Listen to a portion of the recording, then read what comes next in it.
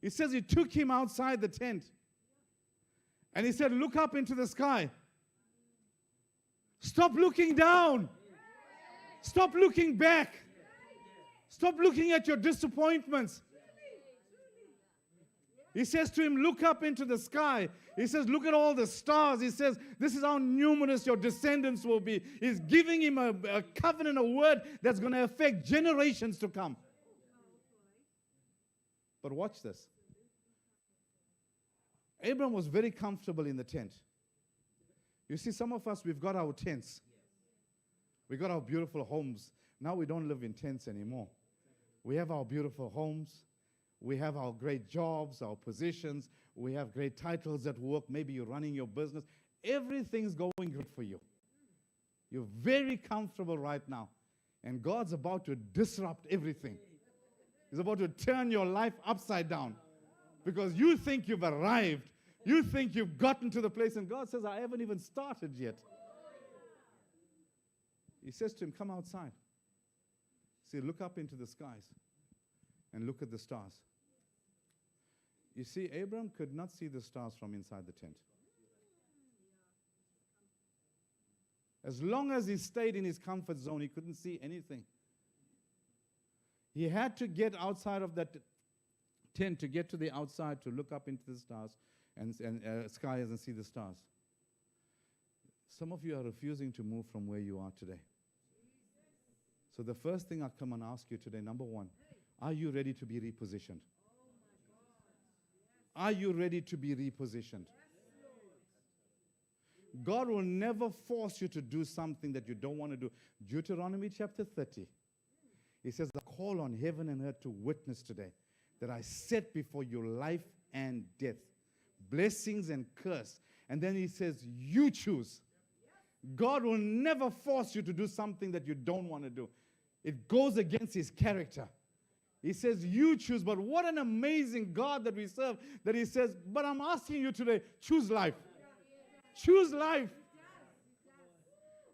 He says, I know you're going to have all these thoughts going in your head. I know the enemy is going to play around with your mind. You see, this is where it all happens. The battlefield is in the mind. And the more you allow him to play around in your mind, the more you think on something, it drops into your heart. It drops into your spirit, man. And that's why the Bible says that as a man thinks in his heart, so easy. Get out from where you are. Say, Lord, I'm ready to be repositioned today. Not only are you ready to be repositioned, but are you willing to be led? Are you willing to be led? One thing we learn about Abraham, every time God spoke, he did. Every time God said, he did it. Even up until the stage where God said, take your son, your only son, Isaac, sacrifice him. The Bible says that early in the morning he woke up, saddled his donkey, got everything for the sacrifice, and he was on his way. Imagine if God had to tell you today, take your son, your only son, and goes, we're going to go into 21 days of fasting and pray. That can't be God. Get thee behind me, Satan. We want to call the church board together, the board of demons, the board of deacons. We want to get them together. And we're going to have a prayer meeting with the church board, and we want a word from God. But God spoke the word. There's always a ram in the thicket. There's always a solution to the problem. But we're trying to overthink it. Every time God spoke, he did. Two characters we're going to speak about. One is Abraham. Let's go to Exodus. Here we have Moses. Okay, two amazing men of God.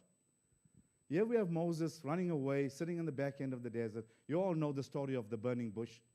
He has an encounter with God. God is saying to him, I've seen the hardship of my people, how they've been driven. He says, I'm going to come down, and it says, I'm going to take my people out of the slavery and take them into the promised land.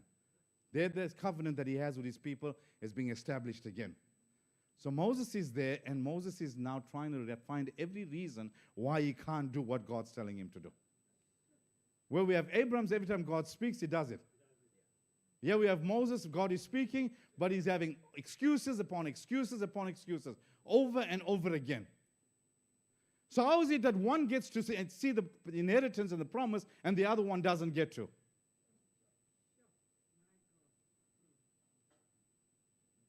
Every time. And you need to watch who you surround yourself with.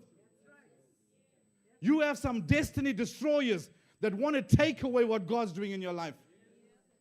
And you see, the only reason why Moses never went into the promised land is because of the people that he was leading. It's all about the people. He was a great leader, but he had a bunch of complainers. Just like the church today. I pray that the church will never be like that, where every time speaks, we complain. I tell you what, when God, the woman of God, and the man of God a word, you better run with that word. Take that word, cherish that word, build on that word. Don't be like the ones that's